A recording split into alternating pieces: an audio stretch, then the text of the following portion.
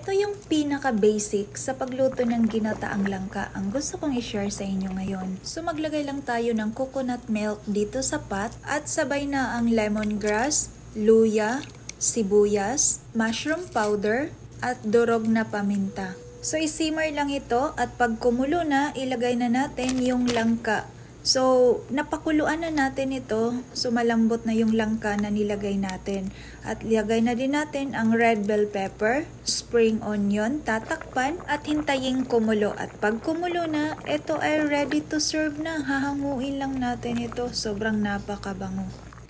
At ito na nga yung ginataang langka natin. 'Di ba? Napakadaling lutuin lang. Kaya ito yung sinasabi ko sa inyo na pinaka-basic sa lahat ng ginataang langka. At ito yung pinaka-gusto ko sa ginataang langka na kung titingnan mo para siyang nagiging salad. As in, fresh na fresh kung titingnan mo yung gata. At masarap din ito pag may kombong pritong isda or tuyo.